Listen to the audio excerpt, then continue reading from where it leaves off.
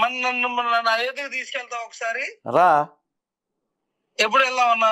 ఎప్పుడైనా వెళ్దాం, నాకు టైం ఉన్నప్పుడు. నేను ఒక క్రైస్తవుణ్ణి. అది నీ భ్రమ అన్నా. ఒకటే నీకు ఇదిగో నేను చమత్కారంగా చమత్కారం ఏం లేదు నాన్న. చూడు నాన్న, చూడు కోటి అయోధ్య ఎప్పుడు వెళ్దాం చెప్పు. నేను నిన్ను ఒకటి అడుగుతున్నా. కాదు, ఇప్పుడు నువ్వు అడిగేవు కాదు. ఇప్పుడు నా పూర్వీకులు గొప్పోళ్ళు నేను చెప్పాను కదా. నా పూర్వీకులు గొప్పోళ్ళు నేను చెప్పాను కదా.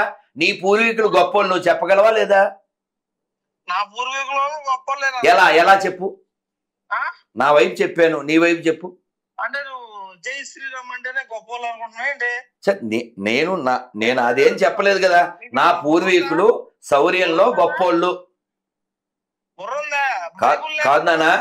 బైబిల్ పనికిమాల పుస్తకం, పెంట పుస్తకం, నీకు పేరు పెట్టని దరిద్ర పుస్తకం. వాడు ఒక ఆన్సర్ చెప్పాడా?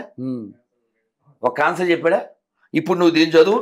ఇది ఎంత బొకడా నీకు అర్థమవుతుంది. పైన చదువు. ద్వితీయోపదేశమా?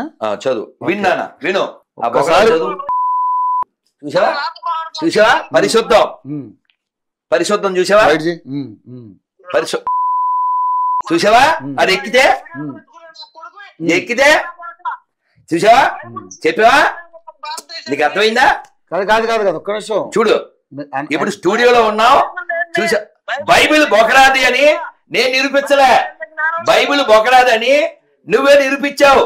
నీ పేరు బొకడా బైబిల్లో లేదు అని, నువ్వు మాకే పుట్టావని.